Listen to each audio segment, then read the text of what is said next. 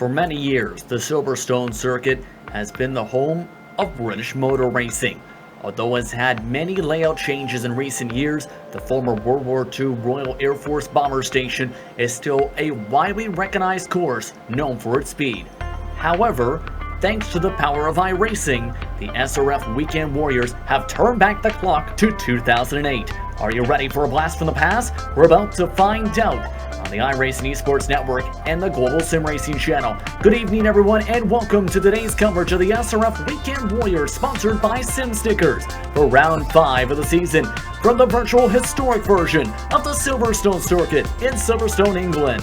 I'm Justin Brent. Alongside the booth tonight is Ryan Walker. Joe Peak is in the director's seat, and he's using cameras provided by Dougie Beer.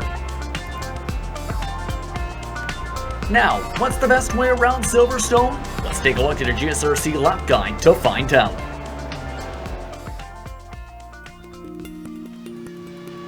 Welcome to Silverstone. Most famously known for being the first circuit to host a round of Formula One, this place has since become synonymous with British motorsports. Hosting everything from sports cars to touring cars to open wheels and even motorcycles, it's a track that fits a wide variety of vehicles. With 5 different layouts to choose from, you've got a little something for any level of racing. The longest of those layouts boasts 17 turns over more than 3 miles or 5 kilometers, so it can take a bit to get around it, even in higher-powered machinery. Its main characteristics are the long straights, swift corners, and general lack of elevation change. Its most famous set of turns is definitely the Maggots-Beckett sequence, in which anything with high downforce finds itself challenged with the rapid changes of direction. While there is a fair bit of paved runoff in quick corners like Copse and Stowe, the time lost from going off can be costly. There's a few turns with opportunities for overtaking, including Vale, Abbey, and Priory, but in cars with less horsepower, expect the slipstream to be where many attempt to get by. The Hangar Straight is perhaps the most notorious for draft battles to erupt. All in all, this versatile racetrack located just northwest of London provides both history in its roots and action on the tarmac. The huge number of British fans that typically attend events are seldom left wanting.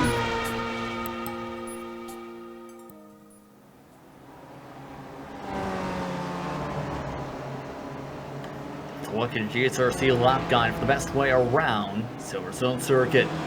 Now let's bring in my co-announcer for today, Ryan Walker.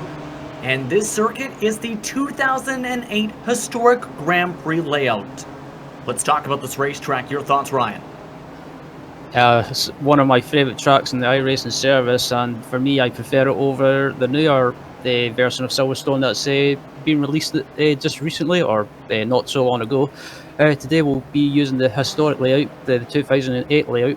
It has 16 turns, is located in Towcester, Northamptonshire in the United Kingdom, and this fantastic track is 3.142 miles in length, or 5.057 kilometres if you prefer to use that. And yeah, passing today around this track is going to be difficult, but when you've got the long straights as well, you could possibly get a slipstream on someone to make a move.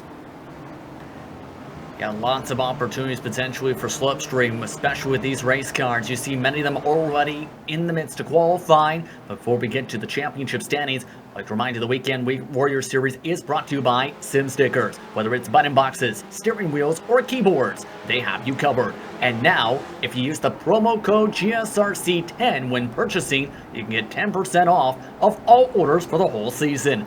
You can find out more by going to simstickers.co.uk. Now with that, let's find out who's sticking to the championship pylon early on in the season. Let's take a look at your Spec 1 championship standings, where it is Mauricio Naselli that is on the top of the board by 50 points. Michael Dobek is in second with Tim van der Mullen in third. Antonio Reese is in fourth with Larry McLeod rounding out the top 5 for Spec 1 today. Ryan, I believe you have our Spec 2 championship standings as well. Absolutely, yeah. The Spec 2 class championship's been real close at the moment, and we're only about 5 rounds into the season. But at the moment, it's been led by, surprisingly, or not surprising in my case, Aaron Begley, who's been pretty consistent this season, and he's been rewarded with that consistency with leading the championship, with Erwin Watkins in second, 26 points further back. But Tom Gradwell, surprisingly I should say, has been there and thereabouts in the top 3. And then joint third with Kenneth Bately as well. And rounding out the top 4 in that championship is Gary Walbolt. Some very competitive drivers at the top of the Spec 2 standings. The cutoff, 3,000 iRacing at the start of the campaign. Below that mark, you're in Spec 2. Above that mark, Spec 1. Depends on performance, though, to be able to move up divisions to Spec 1 in the season. But as the seasoned veteran of this series, why don't you talk about the race details for today, Ryan, for what should be a fun race? Absolutely. So the race details for today, as always, is round 5 of 12, like already mentioned. And the setups for this series, as always, are open setups, but you cannot change the fuel, and the fuel is limited to 35%, so you will have to make a mandatory pit stop. And then the race length is 40 minutes, with the point racing out from 100 down to 25, and the incident points is -3 for each 10 off tracks or 10 incidents. And as always, you get a fast repair. So if you have a big incident, big crash, or hit the wall, anything like that, you get a fast repair and you get a new car. Yes, indeed you do. These drivers, though, have about 8 minutes or so to go in qualifying, should rather say, to try and set the best lap times they can. Currently, the weather conditions, partly cloudy skies, 72 degrees Fahrenheit, air temp, and the track temp is at 78 degrees at the moment. Keep in note as well of the winds. Currently, they're gusting around 5 miles an hour to the east. That's currently a headwind for the front straightaway. Humidity also at 35%. Your thoughts on the weather conditions today? Yeah, I think the weather conditions is going to play a big factor in this race. The track temperature, like you see at the moment, is 78 degrees, but the air temperature as well, 72 degrees Fahrenheit. So I don't think the tyres will be taking that much of a punishment like they have in previous races this season so far. So yeah, I think today it's all going to be about just the general pace and also the pit stops and who can also get the track position in the early stages of this race. The driver you're following along with is on top of the qualifying pile, and on the left side of your screen, that's Jonathan Madden. Coming back in the past couple weeks, has ran just 4 official races in the Spec Racer Ford, or in general on the iRacing service. In the past 2 years, made his return back, and now he's in the lead for the pole by about 0.2 of a second. Other drivers are trying to gain time here, and slipstream can be very important. You talked about it a little bit when we started this broadcast. Slipstream and qualifying with these cars can be vastly important. Absolutely, especially in qualifying. If you can get behind another car or get the slipstream from one other car, it can help massively. Maybe try and qualify you up at the front or towards the end, the front of the pack. And at the moment, qualifying, like you mentioned, is being led by Jonathan Madden, but the surprise man for me is Michael Dobek in second, and ahead of the current champion, David Gaspers. Yeah, currently those drivers separate by about 0.3 of a second at the top of the pylon as you follow along with some of the drivers trying to stretch their times up the board. The 01 machine, though, sticks pretty firm around the 22nd position on the board. Already, just about every single car except for Samuel Dick and Arv Spenning have put in times. 50 competitors have made their way to this racetrack. Speaking of racetrack, what are some of the challenging points you think these cars are going to have today? It's a bit of a difficult question, but there's some tracks that these cars are going to have to be, or these drivers are going to have to be very careful due to the nature of the car. I think the corners these guys are going to have to be careful through through the Maggots and Beckett section, the twisty section after turn 1, just because of the stiffly set up nature of these cars. It makes it very, very, very feisty and unpredictable at times. And yeah, these guys are going to have to be very careful. What is something these drivers, in your opinion, though, with these cars have to deal with here that they might not have to deal with at any other circuit, in your opinion?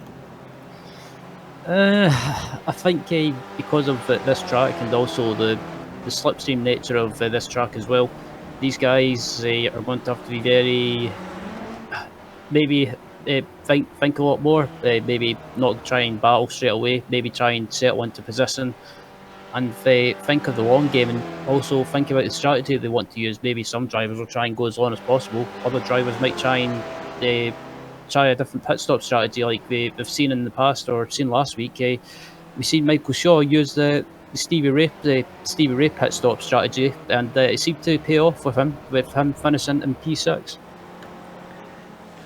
Following along rather, we should say, with Reese. He's the car who was leading the group.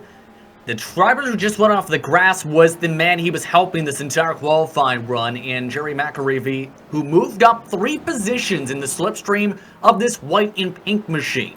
You mentioned the importance of drafting partners. It was just seen on the pylon. Some of the other drivers, though, they're currently in isolation mode in terms of positioning, with no one around them to draft off of, such as this 222 machine.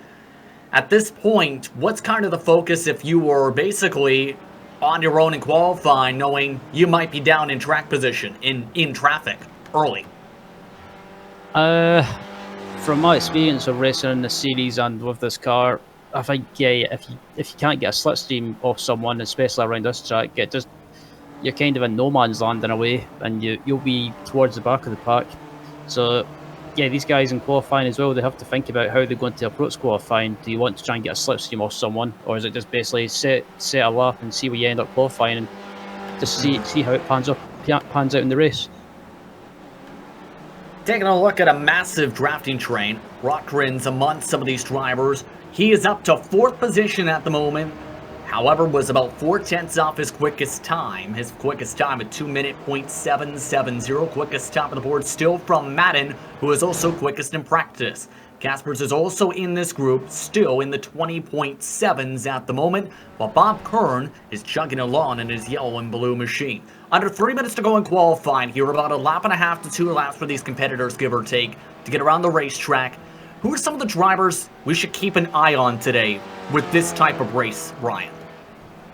Obviously, the pole man at the moment, Jonathan Madden, you've got him to look out for. Also, like I mentioned, you've got Michael Dobeck and then David Gaspers, Rotkranz, Naselli, Jurasek, also the likes of Jason Perry and Larry McLeod, and also Daniel Sadro in 11th place. Jason Perry, one of the quickest drivers in practice in the 97. Currently trying to string along a drafting train of drivers. See how Perry does on this lap. It's his 7th total attempt. Might clip the grass though, and there's a lot of chances of potential off tracks here with how much grass there is. There were a few drivers in practice who were overrunning the corners to the point they were off across the grass into secondary pavement runoff areas in some sections of this course. Both those drivers clipped the grass this time. Yeah, this track, it's really easy to get an off track, and also you got to remember as well with the grass, since the updates that iRacing have brought out, the grass is a lot more slippy. So if these guys take too much grass on the outside or in any of these corners, it could possibly lose grip and loop these guys into the wall. Yeah, or bobble their way for massive corner cuts. While Wobolt says hello to the Armco barrier, that can also potentially happen since grass does not have traction for obvious reasons. It is not Velcro. Absolutely not. As Felix Samoas is coming round to complete his qualifying lap, and this will be the last chance for some of these drivers to improve their lap time or set a lap time. So most of these guys are out on track at the moment. This will be their last chance. Taking a look now at the 41, currently in 10th position, and has a 2:01 flat as his best time. That was coming across the stripe. Decent track position. Currently out of the top drivers, all but 2 of them are a part of the Spec 1 field. For those tuning in for the first time to SRF Weekend Warriors action, any driver with a number below 200 is a part of Spec 1. Any driver with the number above 200 in terms of car number is a part of the Spec 2 field. The 51 machine, looking to bump his way up. 12th position though, currently off by about a couple tenths of a second last time by. As the final minute sounds, anyone that's on their final lap will have under 3 minutes to complete their current way around the circuit. and then qualifying will be over. So mostly everybody has put in qualifying times for what is looking to be a very big field. Absolutely, as Kenneth Bailey dives into the pits now and abandons that lap, so does Jason Perry. So yeah, those guys are pretty happy with the qualified. As Chris Marikami's coming across the line now, and it doesn't look like he's going to improve. But yep, everyone's coming across the line now, and a few moments' time that'll be the end of qualifying, and shortly we'll take you through the grid. Indeed. Some of these drivers seen a fall of up to half a second throughout the qualifying session, such as Matt and Brian Short electing to take his final attempt around the racetrack. He'll lead a long train of drivers. We're talking 15-20 drivers across the stripe. Orza in the 99 machine now follows on through. Many others also following suit. Others are stopping just right across the finishing line. Stevie Ray, he's been putting tons of work in the community lately. He's trying to get a decent time up on the pylon. 17th, though, is where he'll stick in the 11, while others still aboard. Very competitive qualifying session, though, I'd have to say, Ryan, in terms of pace. Indeed, yeah, the Weekend Warriors is always really close, and it's always competitive. As looking at some of the times from first place down to 20th, it's just about around about the 1 second mark. So yeah, these lap times are really close.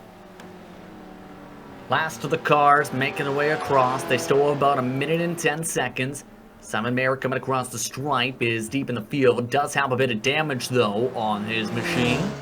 Here comes the 01 machine. We've seen him just take the white flag and or checker flag in the final seconds of qualifying in the 01. Currently just one of 2 drivers yet to come across the stripe and park their cars into the paddock to finish qualifying for the next 45 seconds of action. The other is Rees, who is currently about 4 or 5 corners behind. Chris Murakami coming across to the final corner. Will he aboard his lap? Yes, he will. He's coming to the pit lane.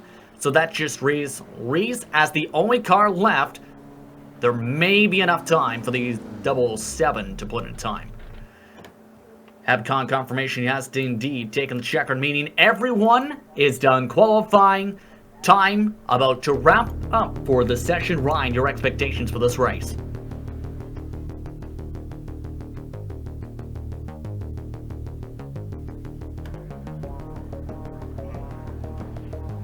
With that, let's go to the grid for today's action here for the SRF Weekend Warriors as the final seconds tick down. Jonathan Madden ends up on top of the pylon of a massive field of 40-plus drivers. Dobek comes home in second after qualifying. The top driver in Spec 2 is Felix Simons. He was also one of the quickest in practice with a 22-minute .747. David Gasper starts in 4th, with Rodkin in 5th, Nazeli in 6th, in 7th, Miroslav Jurasek in 7th, McAreevy in 8th, Perry and Haycox round out your top 10, Ryan. Starting 11th is Gorka, Ucharet, 12th is Larry McLeod, 13th is Daniel Sadro, 14th is Ed Doherty. Nico Shook qualifies in 15th with Stephen Elson onside him in 16th. Stevie Wraith qualifies in 17th. 18th is Antonio Rees. 19th is Elmer Orza, and rounding out the top 20 is Adam Bradshaw. Tim Van Dormalen, I should rather say, 21st. Hugh Haycox in 22nd. Simon Mayer 23rd. Eric Hammy in 24th. Michael Shaw in 25th. Bentley in 26th. Dominic Bureau in 27th. 28th is Sergio Dorelli with Brian Short, along with Yuanzi Yi Lin in 30th. Yep, Kurt Nernez qualifies in 31st. 32nd is William Ferry. 33rd is Bob Kern. 34th is Dan Babbitts. 35th is Tom Gradwell. 36th is Greg Stefani. 37th is Paul Jackson. And 38th is RV Svennen. 39th is Jim McGill, the Honey Monster. And 40th is Paulo Graham. Gary Warble deep in the field today in 41st position, a 202.761 in qualifying. Trip Smith will start alongside him 42nd. Jeff Jacobson is in 43rd, Pauline 44th, Jeff Cantor 45th, then Begley starts in 46th position. He did not put in a practice time in the session. Frank Landowski starts 27th. Bianco in 48th, then Mats Sajopoulos in 49th, then Samuel Dick and Mark Puffin round out the 51 total drivers who have brought their cars to the grid for round number 5 of this season's action in the SRF Weekend Warriors. Now, to repeat the question prior to the grid, your expectations for this race today? I think this race is going to be about just taking it, well, not taking it easy, but just playing the thinking game in the early stages and just being careful and just settling down into position, especially through this twisted section that they're coming up to now. These drivers are going to have to be very, very careful and not take any risks. I think there could be a few surprises being sprung today as well. Michael Dobeck, a few weeks back at Donington Park, he finished on the podium after a great drive. And Hugh Haycox took his first win in the series as well at that round. So those couple of drivers could spring a surprise. But like I say, these drivers are going to have to be very careful and just think about how they're going to go about it. I want to bring up the track conditions once again because these are dynamically changing as the sessions go on. It's a dynamic sky for this series, constant weather conditions and partly cloudy skies. However, that track temperature already fluctuating. It's gone up from the last time we checked it. It went up to 80 degrees Fahrenheit just prior to showing that down to 79. That's how much this track potentially changed in the span of 40 minutes. How do you feel the drivers are going to handle the track catching up, and as the rubber plants down, how they're going to deal with the overall feeling of the circuit?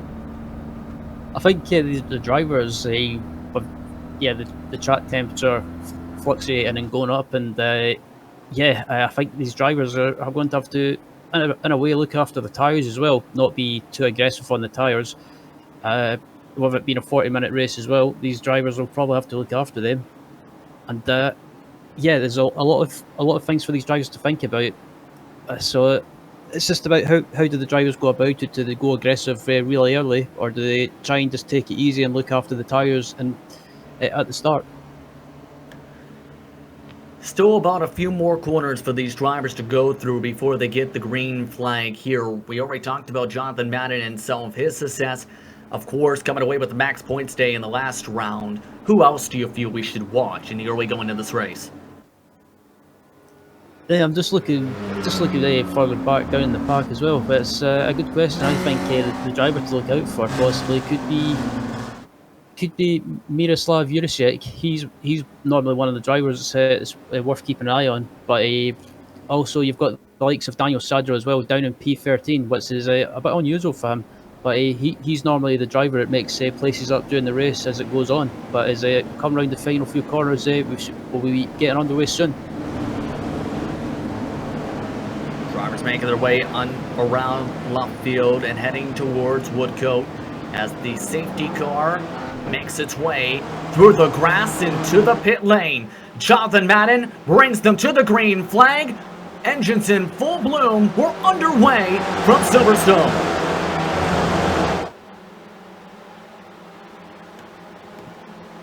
Yep, as they come up to turn 1, and it looks like everyone's being sensible at the moment. Turn 1, and Jonathan Madden's in the lead into turn 1, and at the moment it looks like most of these drivers have been very sensible, as David Gasser runs a bit wide on the exit of turn 1, but he gets away with it. So as they come up to Magazine Beggett, it looks like everyone's been sensible at the moment.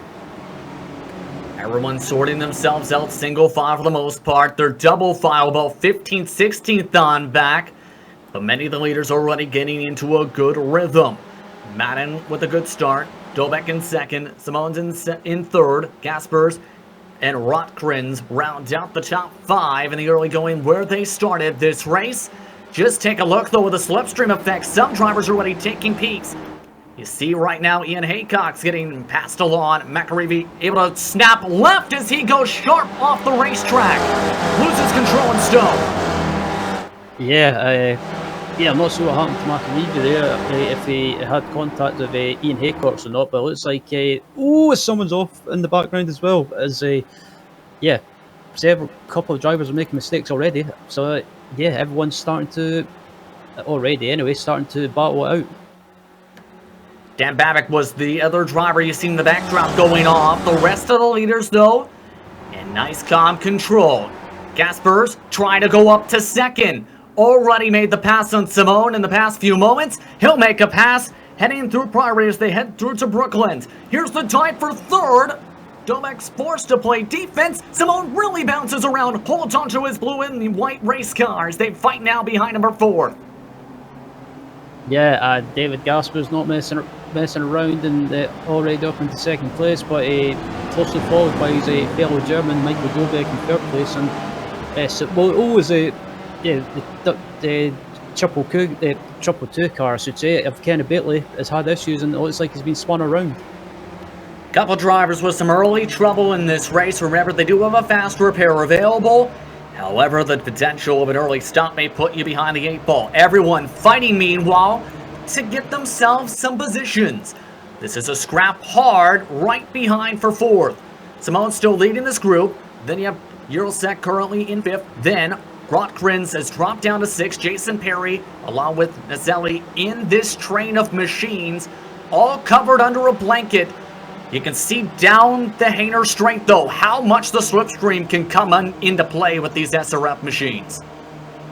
Yep, and yeah, this line of cars is really close together. They're all, it's proving my theory that the slipstream around Silverstone on the straight but comes into effect, and it looks like Jason Perry's making a move up the inside of Rotkrans and up into P6 for Jason Perry, and just in front of him is Miroslav Jurisic. So many drivers are taking this section of the racetrack club very differently than the others. Some of them are being careful on the gas, it seems. Others are going really quick in this section. The problem is, though, the more these cars fight, the more they lose. The top 3 already more than a second lost. And the battle for 4th on back, side by side is P4. As there goes Eurosec making the move on the right side of the racetrack, heading down the farm straight under the bridge, and now back to Priory towards Brooklands to try and run away. And just in the background, Maurizio Naselli was making a move on Rotkrins as well, up to P7 for Maurizio Naselli. But yeah, it would be interesting to take a look at the start of the race and the replay of Jerry McAreevy to see what happened to him. Yes, indeed. Let's try and take a look at the JSRC replay, if we can, to see what happened. Remember, he started early up at the front of the field. He's now a -27 on the race. This is why. And he was the first driver to make a move down the Hainer straight in the lead pack. Yeah, just look at the replay of Jerry to see what happened. It looks like he's got a run on Ian Haycox, and he goes to make a move up the inside. And it looks like, was it contact? No, he just lost it. Just lost it by himself. He lost the rear end and around she went. What would cause a situation like that? Or a situation like this, that's Simon Mayer, that has lost a lot of time. Another car already off towards the ending. Way off the track, that's Gradwell. Onto the right side, Armco barrier. Let's take a look at this. This was right around where McAreevy was just moments ago. Yeah, just look at what's in the replay as well to see what happened. And let's take a look at the incident. You can see this is the yellow and green machine, and then there's a second car around there that goes right around him. Yeah, and this looks like Gradwell tried to get going again, and this bounced over the bump on the outside of the corner, and yeah, that was like watching the bouncy castle. It's the only way I can think of. This is what happened to Gradwell, the Australia and New Zealand region driver on iRacing, and wow.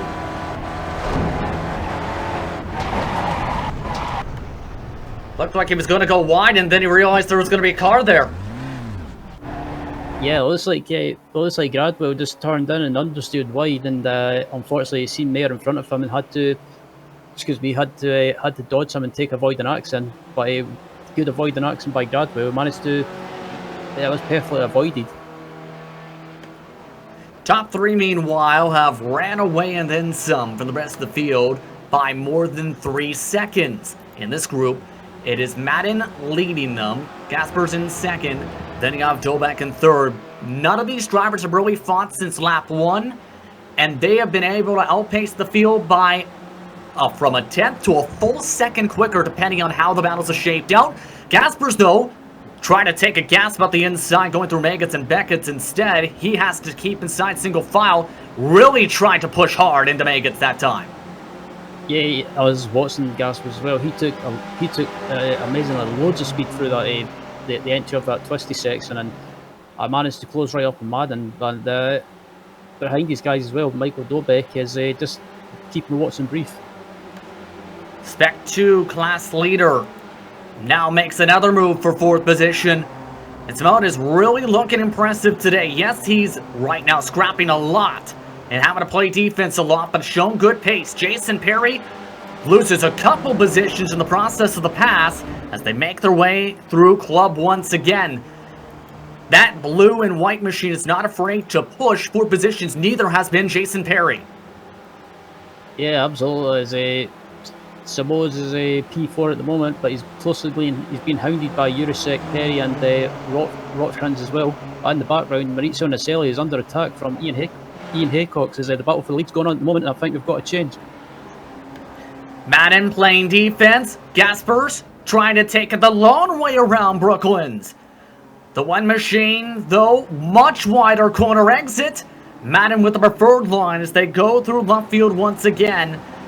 Madden's really holding on, trying to keep the clean air up in front, coming to 16 estimated laps to go, and still under 32 minutes on the clock. Yeah, it looks like, from where I'm watching, it looks like David Gasper seems to be the quicker man at the moment, and it's just a matter of trying to get by Jonathan Madden, but he has to keep an eye on his mudders as well, because Michael Dobeck is sitting there in 3rd place, and yeah, I think it's just a matter of time before Gasper gets by and maybe possibly pulls away, but behind these guys, you've got Samoa's under attack from Urasek, Perry, and Rocktrans as well, and I think Maurizio Naselli's lost the position. Taking a look at that train once again. Simone still holding on. Bit dicey still. To the left, the rights, and the lefts and rights of Maggots, Beckett's all the way to the Chapel curve right here. Here comes the better run, though, for everybody behind. Perry watches as the 84 ducks to the right side again for position. Urasek has been trying hard to make this move, all while Gaspers has been working hard to take away the lead like this. Madden falls to 2nd for the first time this race. It's not done yet. Here they come down the Val into Club side by side. Yeah, they're coming into the corner side by side, and but Gaspers will have the inside line for the right-hander, and but fair play to Madden, he's not giving up. He's holding it on the outside, and if he can keep keeping the inside for this corner coming up, he could retake the lead. But Dobeck just trying to get in the action as well. Madden retakes the race lead. Gaspers forced to lift off the throttle. Really getting exciting for this group of drivers. They lost a couple tenths of a second last time because of how hard they've been fighting. Dobeck, meanwhile, is just sitting here and watching the show, kind of in the popcorn seat in the 42. Absolutely. I think if I was Dobeck, I would maybe just sit behind these two guys and maybe just try a bit of fuel saving, just stick in that slipstream, and also try some lifting and coasting, try and save some fuel before the pit stops. As it's not always a bad thing being there just sitting and watching. You may notice that little red circle as well in the left rear. I think it has the perfect metaphor to talk about the situation, especially early on. Don't panic. Dobeck is not panicking in this grouping. We've had a pit stop though. Stevie Reyes had to come down to the lane, was in the top half of the field, so Reyes in. This is apparently a normal stop with the undercut. Yeah, but we're used to seeing this with Ray pitting early, but also there's been issues for Marikami. It looks like he might have had a spin or been tagged around. He was side by side for 13 with Haycox, and both of them spun around, in fact. And it looks like Marikami went up that. Whoa! That was. I would just say that's a racing incident, but I think Hugh Haycox could have left a bit more room for Marikami, who was as the battle for the lead's going on at the moment, and it looks like Madden is going to retake the lead. Yes, indeed, he is coming back at a club, heading towards Abbey, though. Gaspers has been willing to nearly floor it through this section all the way down to the farm straight to bridge all race so far. Madden though with the squeeze. Gaspers though with the preferred line back through bridge. Will there be a pinch once again? Dobek watches as Madden has to take a flat entry to hold on to the race lead. And Dobek, I thought Dobek was going to take a sneaky look up the inside, but he's just showing he's still there. And Gaspers and Madden are still scrapping amongst themselves, and I thought David was trying to pinch Madden there, but the lean beats there enough room. Michael Dobek's trying to take advantage of this and stick his nose up the inside. 14 estimated laps to go. For many of these drivers, when do you decide to pit? We already seen the pit stop for Ray. Where do you go as a driver? Because we just seen the 84 just pit, in fact. Eurosec is in. Yeah, I think that's a scheduled pit stops by the look of it. Eurosec diving in a little bit earlier than expected. I thought he would have tried to try and go as long as possible, but as a driver myself, if I was up at the front, I would just basically try and go as long as possible and run the tank drive. Or if you're stuck in traffic, try and maybe try and do an undercut by pitting early. Looks like the 84 might be trying the undercut. Remember, they've been fighting aggressively in that train. Fourth on back. They've fallen 6 seconds behind. Eurosec trying to gamble now as he falls down to the 30s. Most of the field has yet to pit, though. He is the highest running driver who has come down for service. Gaspers, though, still scrapping with Madden. Madden lost the lead for a second. About to take it right on back into the sweeper, back into club. If he can make it stick on the high side, he has before. Gaspers, though, gets the better run. Off towards Abbey they run once again. And these guys are still scrapping away, and Dobek is just... Dobek's not really trying to force the issue. He's just sitting there watching, and I think he's doing the sensible thing, Michael. He's just keeping a watching and seeing what... He hit him! Madden's around, he spins! Gaspers hit him in the back end. The 96 has stopped in the middle of the racetrack. And Gaspers falls to second while Madden finally gets going, falls all the way back to the end of the top 10. And then some. Yeah, that was unfortunate for Jonathan. He was having a great race with David. And this looks like David might have just got caught out. Maybe just Jonathan braked a little bit. David carried more speed and just tagged the back of him. So just a racing incident between those guys. Garca, Urterate in, Ian Haycock's in, McLeod in, and for obvious reasons, fast repair probably coming from Jonathan Madden. Coming at a decent time, however, lost a lot of time, at least 8+ seconds after contact with Gaspers, and that has allowed Dobek to take the lead. You've seen him cut on the left side of the track to make the pass. He leads, as we'll take a look now at that train of drivers that is now 5.3 seconds back after the craziness for third. Yep, and there's battle for P3 at the moment going on between Samoz, Perry and Selly, and just in the background as well, Daniel Sadro up into P6 after starting in P13, and Daniel's just been having a quiet race, getting slowly through the field and up into P6 at the moment. And I wonder if Dobek and Gaspers will work together now and try and pull away, but I don't think that will happen. Especially with the pit window already open for some drivers. Curious to see if anyone in this grouping comes down, still half a track away from finding that out. They have lost about a tenth, though, to Gaspers. Gaspers has lost a lot of time, mind you, to the back end of Dobek. Remember, that one machine has a decent amount of damage. These drivers are a little bit faster, though, than the one machine. Simone still holding on. Perry not electing to make a pass. See if they come in this time. Simone, though, nearly sent to the sand trap instead. Oh, he just got a bit sideways as he touched the grass. And worth a mention as well that Jerry McAreevy's making terrific progress back through the field after his early issues on lap 1, up into P11 at the moment. And if he finishes in the top 10 at this rate, it'll be a brilliant recovery drive. He's one of the quickest cars on the track, mind you. Gaspers did come in this time, should note, though. So did Simone.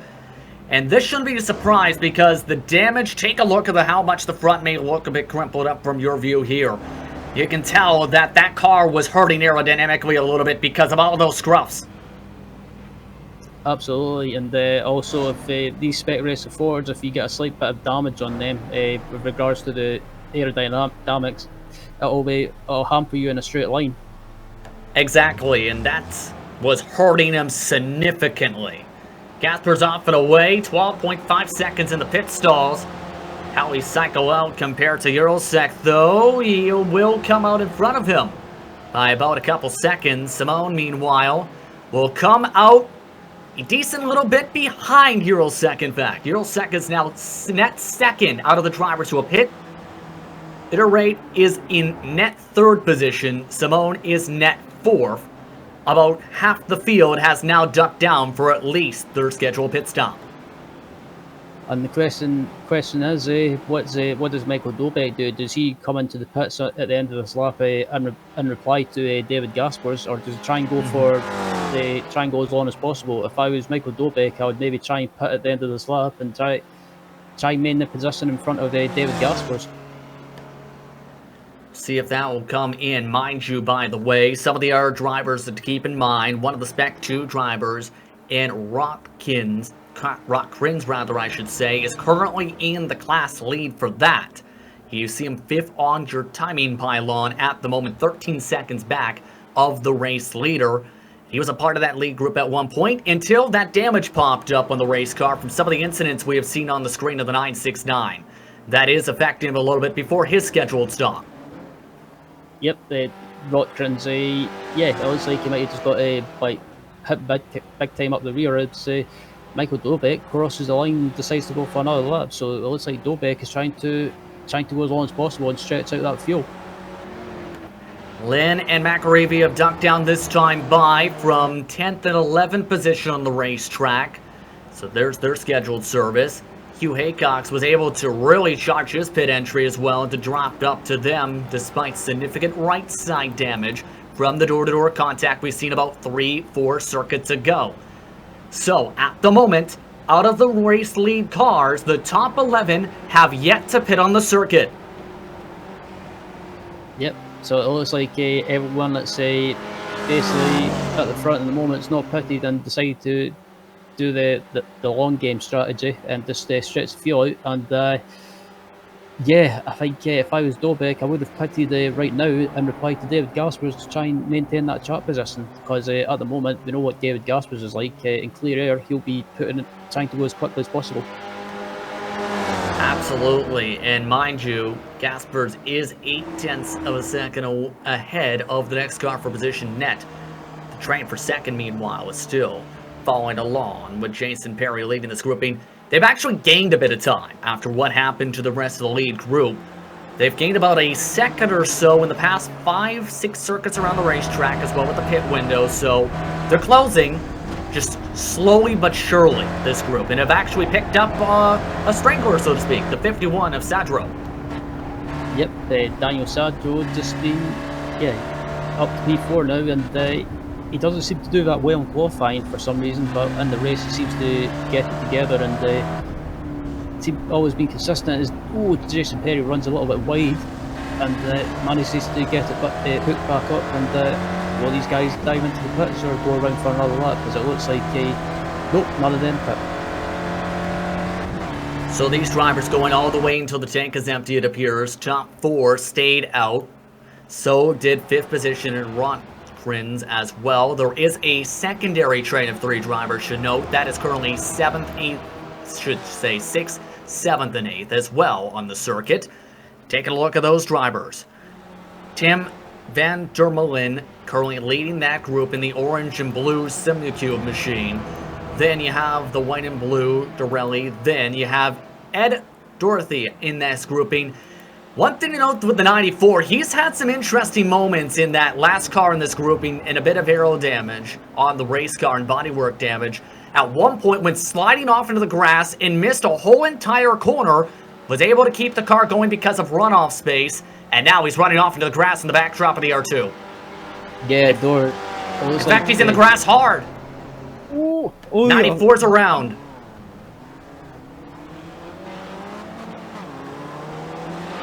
Well, there goes the recovery a little bit there. Let's take a look here. Yeah, it looks like Doherty might have just got the offline or maybe pushed too hard. The rider on board at the moment, and they clips a bit of the curb, gets sideways, and then gets it hooked back up. And on the exit, he goes onto the grass, which is slippy, and just loses it. Tries to gather it back up, and yeah, nothing he could do. He was just a passenger from there on in.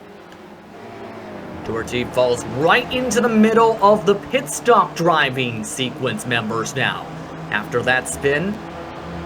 And he still has yet to pit, mind you. The net pit leader is David Gaspers, though, who is also making the move in front of Brian Short. Curious to see if anyone ducks down again this time. They have an estimated 9 to go this time by. Top 4 all stayed out. The train still trying to close up ground. The gap is 30 seconds. The net pit distance for these drivers, Ryan, though, keep in mind, up to 36 seconds. Yeah, absolutely. And David Gaspers getting held up slightly by Aaron Vagley, and Gaspers has been held up in traffic. This is not good for him. He needs to try and clear these guys as quickly as possible before Dolbeck and some of the other guys up at the front make a pit stop. So, and it looks like Brian Short is diving into the pits. Brian Short, one of the Spec 2 drivers, down into the pit lane. Currently, the top driver who has hit in the Spec field is Simone Still in 15th overall position. While everyone mows the grass, will Gaspers be able to make his way around Vagley? Vagley, the points leader in Spec 2 in the 247, still has to yet take service with back-end damage. Still holding up David Gaspers. Still, Gaspers has not been able to charge his way by. Might be able to this time down the Hayter Straight. Absolutely, as David Gaspers gets a run on the exit, and it looks like he's got the slipstream in Vagley, and I don't think Vagley will fight him too much with him having to still make his pit stop. And also in the background as well, we've got the other Spec 2 drivers as well, but you can see, as Vagley blinks out a little bit for me, and the Dominic Bureau in the Spec 2 class as well is not that far behind. And remember, Dominic Bureau is on the same pit cycle sequence where they still have to come in for service, and that would potentially be valuable points on the table going on the line for some of these competitors. Still, Gaspers is finally in clear space. However, stayed firm about 30.1 seconds behind or so while being held up in traffic. While everybody else is in the same situation who's already had pit service, that 84 has to get by Doherty still, for example. Absolutely, as Michael Dolbeck comes across the line again to complete another lap, so it looks like Dolbeck is just going to try and run the tank dry. But as someone else is in the pit save. Jason Perry's in the pit stops for his pit stop. Yes, indeed. Yes, he is in the pit lane. And it looks like Doherty had a problem and comes out right next to Madden. So more trouble for that green machine today. Had gotten it up to 10th and looks like he's going to take a service in the 94 machine. Reason he had the trouble, left side damage you might have noticed. He got a little help from the 84 heading through Brooklands and got spun around in the middle of the corner. That now draws the 94 in the pits while the 97 comes out of the pits in Perry. Yep, and it looks like Perry might just get... he might get caught up in a bunch of traffic. Will he get ahead of Ian Haycox? It doesn't look like it, and he has to tuck him behind. Most of the drivers in this train have come down to the pit lane except for Bureau. Bureau is actually going to let by Perry, knowing the sequence. So Bureau still having yet to come down. Everybody else in the train of drivers having to still not are able to make it to the end. In the backdrop, though, that was Bureau going off the circuit in the 208. Take a look, though, as the battle, though, for Mircek trying to make a move. Forced instead to the grass. And it looks like Uricek's got lots of damage as well, and it might be affecting his straight line speed. But behind Uricek as well, we've got Ian Haycox, and yeah, he's under big pressure. Remember, he was the one who hit the 94 machine, and Doherty just about a lap ago That was with the front nose, but he did spin to his left side. And Ray is for position as well. And the leader is in.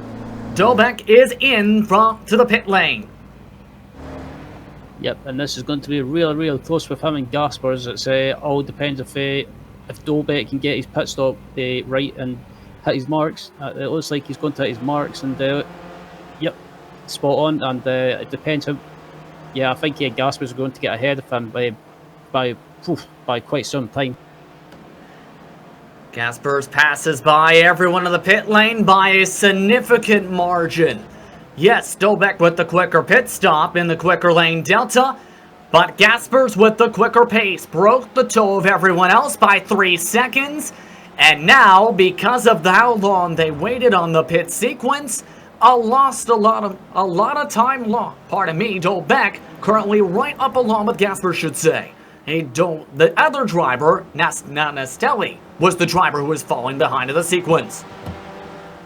And yeah, that was a good pit stop by Dobek. I think his pit stop was about 10.8 seconds and managed to get out in front of David Gaspers, who I thought was going to come out ahead of him. But it looks like that traffic holding Gaspers up has allowed Dobek to come out in the lead. And I think we could have a battle for the win on our hands between the two Germans. Indeed. The gap is still about 4 seconds, should note, between the two drivers. Apologies again on that part. And hasn't this been a familiar sequence? Simone is leading the train of drivers in group number 2. And everybody and then some wants to try and lead the pack. But the more they fight, the more they'll lose time. Top 3 drivers on the pylon, still yet to pit though. It's Sadro, Rotkrins, and Dorelli. The leaders from before will get the chance. Gaspers though on the inside, side by side currently through Brooklands.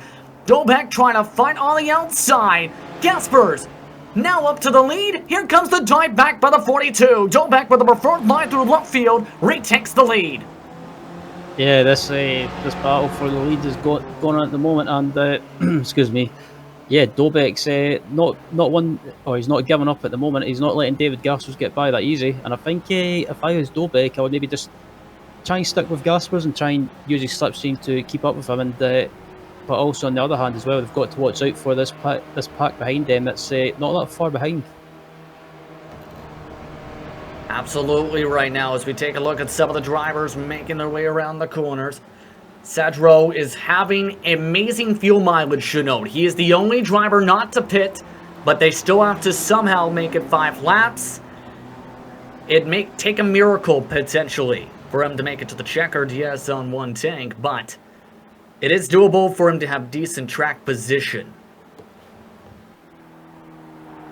Yeah, it would be pretty amazing if he did get to the end, but yeah, it's you can't really do that in this series because of the fuel tank being limited. But fair play to Dan, he's getting amazing fuel mileage and managing to stretch it out longer than anyone else. And yeah, at the moment all by himself, so that might be a good thing when it comes to the pit stops. He might be able to get his pit stop done and then come out, maybe might just be able to come out and clear air, or maybe come out round about P4 or P5.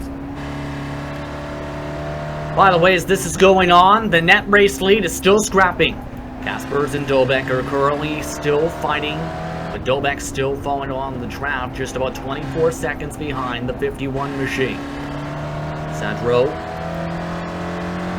yes indeed, as we expected, does have to come down. As mentioned, would have needed a miracle to make it to the finish. Not even close, as we expected by 5 laps. Stretch as long as he could, however, the Delta may get him a decent top half of the field finish today. Gaspers, though, still holding on for the time being, as they are now reaching a little bit of traffic. That's the 255 of Slowly Bloom. Let him on go this time, as the second group is still a decent 3 seconds behind.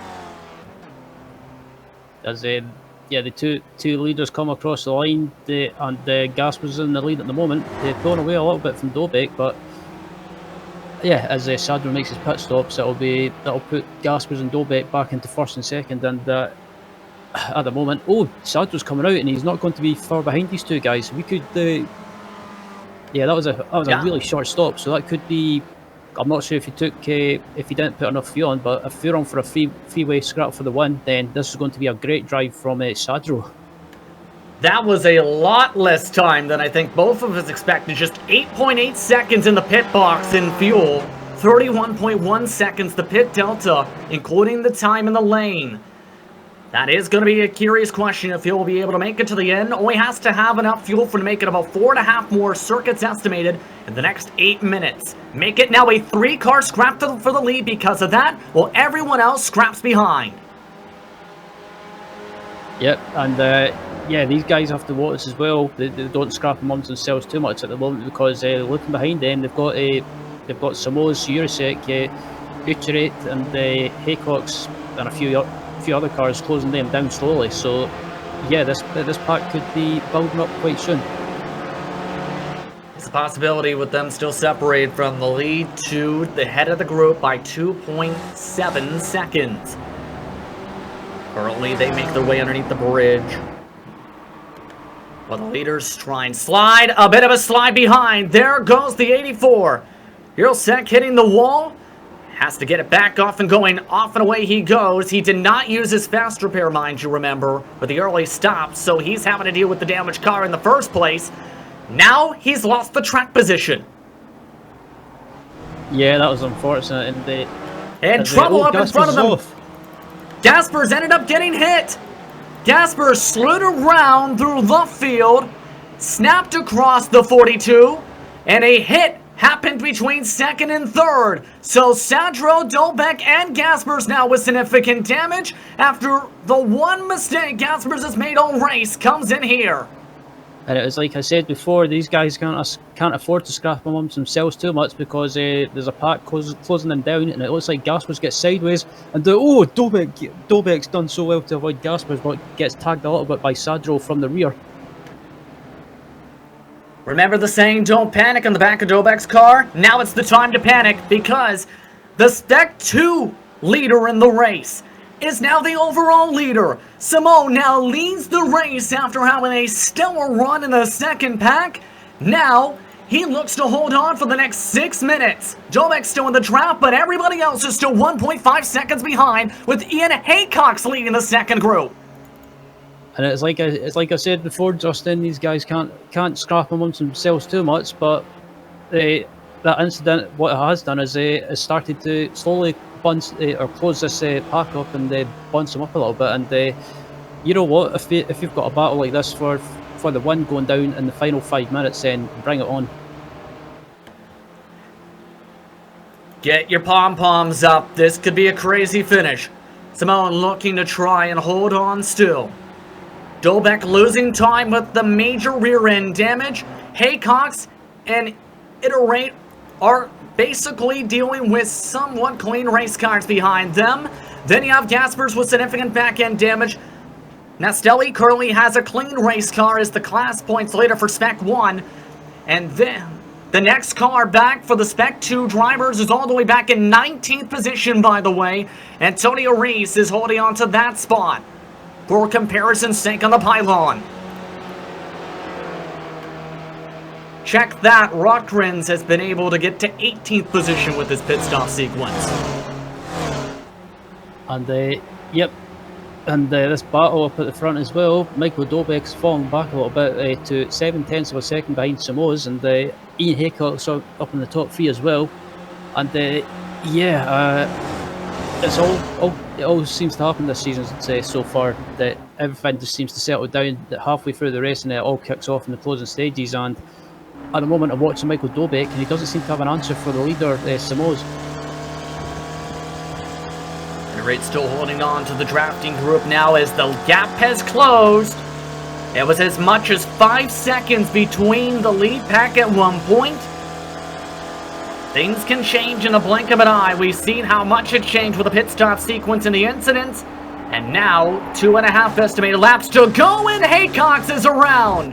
Ian Haycox, too strong to the corner, is off into the grass. Yep, it looks like he might have just lost it on that bump, like Jerry McAreevy did, and just couldn't do anything about it, and around he went. That was unfortunate for him because he was having a great run in third place, and Mamma mia, it's all kicking off. Craziness has ensued in this event. David Gaspers, though, even with the big-time damage, is trying to make a move on a driver with similar damage. At a rate, really revving around the engine in the 41 on the inside line. Gaspers trying to go for the cutback, heading towards Brooklands, can't do so. So these drivers continue to scrap out. All well, Simone is trying to wave goodbye from these drivers. He's now 1.4 seconds ahead of Dobek. Yep, absolutely. And yeah, Dobek is that damage on the rear seems to be hindering him a little bit. And at the moment, the leader is pulled away and built up a gap to about 1.6 seconds. And this pack behind him, or this pack behind Dobek rather, is starting to close on him. Yeah, we've got 2 laps remaining. 2 laps estimated to go for these drivers as they clip to the grass. That's Naselli currently one of the cleanest cars on the track. Have to say that 44 machine has had a quiet day in the top 5, but he's in the right place at the right time, so to speak, in this race. Absolutely, and this pack is closed right up in Dobek now, and this pack behind him is Ucheret, Gaspers, Naselli, Sadro, and I think not too far in the background is Jonathan Madden with Jason Perry as well. At a rate, trying to make the move for second, and does. And they continue to scrap. And one thing to note, usually you see Gaspers, Naselli amongst the drivers fighting for the race win.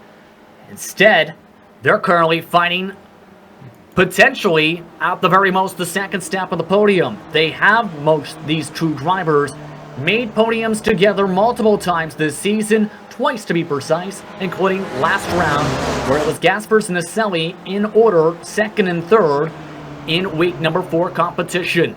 Gaspers is trying to make the move on Dobek, though. He's trying to get up to 3rd spot. Major send by Gaspers. Yeah, that was a brave move by Gaspers. He's not hanging around. And also in the background as well, you've got the championship leader, Maurizio Naselli, who's not had the best of races. It's been a bit of a strange one. And Naselli can't really afford to have off days if he wants to be fighting for this championship. Absolutely, but it's been a picture-perfect day. You could say sky blue day coming to the white flag for Simone. He's going to get the white flag estimated this time by with 46 seconds left on the clock in closing. Everyone trying to complete this race as best as they can. They continue to scrap, though, as hard as they can. Gaspers wants to get second. Iterate wants to try and hold on, while Dobek's trying to hold on himself to a top 5. I'm just watching Michael Dobek as well. I don't know if he's trying to fuel save or not, or if it's just that damage, but he's starting to fall back a little bit, and riding on board with Ucheret as well, under pressure from Gaspers. And yeah, it's been a bit of an up and down race for Gaspers as well, but having a great race, and then had that incident with Dobek and Sadro. Dobek had a snap towards the left side of the racetrack, lost 2 positions. Gaspers cuts to the left side, tries to gain 2nd spot on the long way around through Stowe. Really drifting the back tires. The tire marks left all over the corner. Iterate still able to keep it side by side as Gaspers has the preferred line for the sweeper. Yes, he takes away 2nd in the club. Yep, up inside, and he takes that position up into 2nd place. Yeah, this is a great recovery from Gaspers, doing what he needs to do, and back up at the front. Simone is coming round to the final few corners, and he will soon be taking the checkered flag. Dorbaining still for 2nd position. Iterate trying to slip his way for a spot. Gaspers gives him a shot. On the outside goes Naselli. Will he try and steal away a podium? The 44, one last dive for 2nd, makes contact, then wreck for 2nd on back. Some of the top drivers of the series in the grass, while Simone says so long, he'll celebrate in victory lane. The Spec 2 driver will take home the victory. He wins race number 5 of this SRC Weekend Warrior season. And yeah, coming across the line in 2nd is going to be Jonathan Madden by the looks of it. And third place is going to be, third. It's all kicking off just now. Lots of tough battles heading towards the finish line here. Many having troubles just past it. Lots of hard-fought battles. Congratulations again to the SRF winner today in Simone. Spec 2 comes out on top. All of that allowed Jonathan Madden to be the top Spec 1 driver.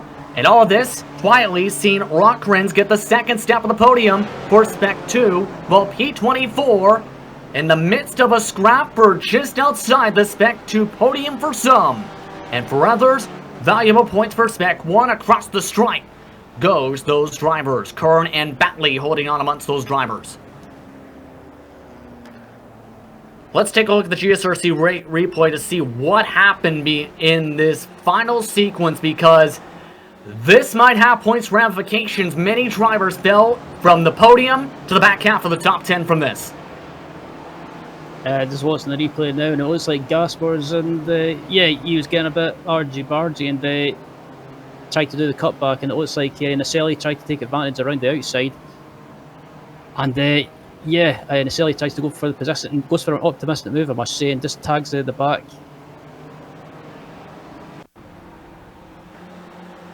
Taking our look here. This is the 51 machine. Remember, Sadro got in a great position with the undercut, dropped a couple positions. Well, this is a way to get a podium, is it not? Strategy worked out for him. Yeah, absolutely. He's just sitting there watching these guys with his popcorn and just watching these guys go at it, and he's like, yeah, you guys go ahead and just take it all out, and I'll just sneak up the inside and gain a position, as he just about went off into the gravel with then and sympathy, but managed to. And you look at the replay, had a good race to the line with Jonathan Madden as well, with Dobek and Perry behind, and this looks like a great drag race to the line. And this shows how well Madden had a good recovery drive and a drag race for second spot. For Madden, it's his second straight podium on the campaign. For Simone, his first podium of the season. With that post-race coverage coming up after this quick break, you're watching the Global Sim Racing channel for the SRF Weekend Warrior, sponsored by Sim Stickers.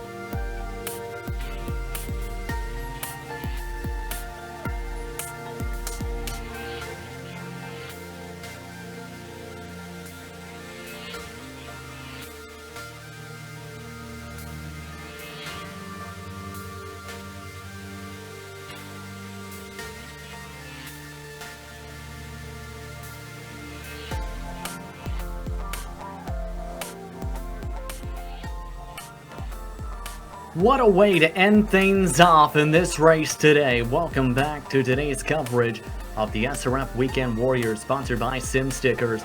For Felix Simone, his first podium, let alone victory of the campaign, comes in spectacular fashion. A crash with the leaders puts him at the head of the field, then second on back crashes as they fought for the second step of the podium. The crash led to Jonathan Madden recovering to P2 after crashing from the lead after contact sent him spinning around. Sadro went for a massive overcut and put in less fuel and snuck away with the podium in a drag race. And Fall fell to third position in the drag race result. Dolbeck held on to fourth position despite all the cars sent off in the grass, with Jason Perry, David Gaspers, and Naselli rounding out the 7th positions. Then 2 seconds back of that, 10 seconds over from the leader, Emil Orza quietly came home 8th. Iterate, probably thinking what if he was in 2nd spot, then into the grass in Brooklands before Ian Haycock rounded out the top 10. Jerry McAreevy finishing in 11th, 12th place was Larry McLeod, with Sergio Dorelli finishing in 13th. Tim Van Dormalen finishing 14th, with Erwin Rockgrens in 15th, with the series organiser Stevie Ray in 16th. Arturo Rees finishing 17th, with Miroslav Juricek finishing in 18th, Michael Shaw in 19th, and rounding out the 20 was the Honda Monster himself, Jim McGill. Stefani finished in 21st, Vegley in 22nd spot, Bob Corrin in 23rd position rather. He was one of the best drivers in terms of clean racing today, while Batley came home in 24th, Samuel Dick came home 25th, Bremen 26th, Bureau at one point was in the lead pack before crashing from 27th, and then Schwalk in 28th, Fairley in 29th, Brian Short rounds out the top 30. 31st was Paul Jackson, Jeff Jacobson finished in 32nd, Gary Wolbott in 33rd, 34th was Adam Bradshaw, 35th was RV Svennon, 36th was Jeff Cantor, 37th Trip Smith, 38th was Tom Gradwell, 39th Mark Coffin, and 40th was Frank Dodosti. Howie came on 41st, and then Lynn fell to 42nd after some trouble for his race after pit stop sequence. Rakami, the first driver, 1 lap down. Then you have Schulblum in 44th, Bianco in 45th, Elson 46th, Hugh Haycock 47th. Then Doherty fell to 48th at one point, was in contention for a decent top 10 run, then had a sequence of incidents and fell down the pylon. Simon Mayer also in that situation, 7 laps down, 49. Nunez rounded out the top 50, and then Dan Babbitt rounds out the solo page in 51st position. Some exciting action to say the very least. What a way to end off this race. Drivers like Jonathan Madden, who finished in 2nd, are probably thinking, wow, what in the world happened? Jonathan, what happened from your perspective in the craziest final corners I think we've seen in a little while? Yeah, it was pretty wild indeed. I mean, there was just a ball of cars, and I was like, well, I don't know. We'll see what happens when they get there. And sure enough, it was all a cloud of smoke, and I just said thank you very much and slipped on by. But it was a gift, you know. But that's fine. I'll take it. First of all, what happened with that incident where that was coming out of the bridge that put you in that behind the 8 ball and about 8 seconds back of the rest of the leaders, from your opinion? Yeah, David just got into the back of me. You know, accidents happen. It's fine. It's no big deal. So I just picked up the pieces and pitted instantly, and I had to save a bunch of gas on the way. But yeah, I just kept pushing as far as I could. And P2, I'm pretty happy with that, actually. How would you describe the nature of the racing here at Silverstone? Because there's a lot of long straightaways. These cars have a lot of ability to slipstream. It looked like there was a lot of slipstream battling wherever you were in the field today. Yeah, there's no doubt about it. I mean, it's very much the nature of the car, but when you get to these big tracks, these Grand Prix tracks and stuff like that, it's like, it's really, really fun to drive because the car is like flat out pretty much all the time. But the drafting is, yeah, it's part of the series. So that's something that you just have to deal with. And, you know, sometimes you win some, sometimes you lose some because of the draft, but that's just the way it is. Now, some valuable points earned today. We're off to a stellar start on the campaign since rejoining the series. Next one's at Sonoma, though, in the IRL layout. Your thoughts on going to Sonoma Raceway, where you have to deal with the carousel? Yeah, I'm pretty excited, actually. I just found out that I've never actually raced there in the SRF before, so I'm really looking forward to it. It's a great track. It's a technical track. It's a lot of fun, and yeah, I hope I do well. Anyone you want to thank before we let you go? Yeah, I'll thank you guys. Thank you very much for putting on these broadcasts. You guys do a great job, and hope to talk to you soon. Congratulations on the podium finish today. Well done, recovery drive. That was John Manning coming home in second. Third place finisher, Dan Sadro, had the ultra long strategy today.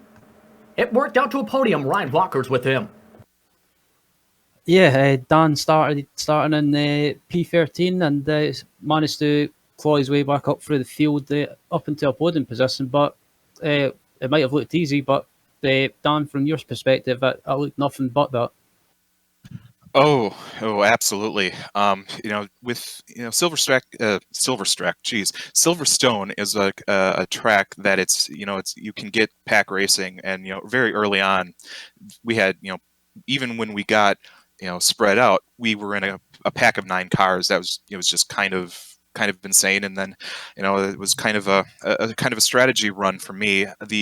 I had a couple ideas of what I wanted to do, but the only thing I knew for sure was that I did not want to have to pit behind somebody.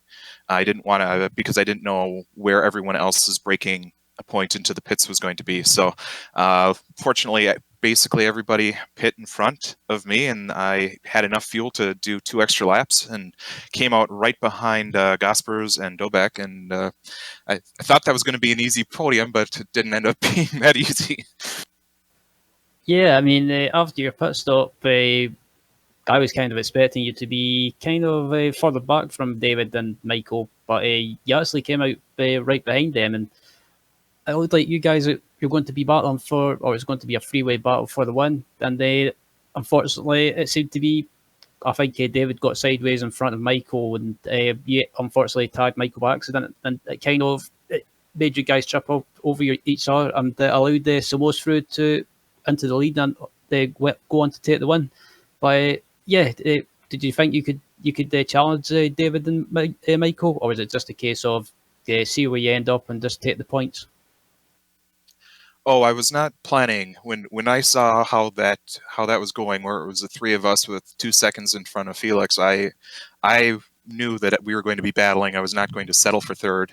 I was going to hope for second and try for first, but and then unfortunately, David, unfortunately, he got sideways and kind of checked both of us up, and the damage I got on that accident was just a lot of aero damage, and I was so slow I could only keep up using the draft. I wasn't even able to gain with the draft, and then then when we got to that final lap, it kind of got a little crazy. I got lucky.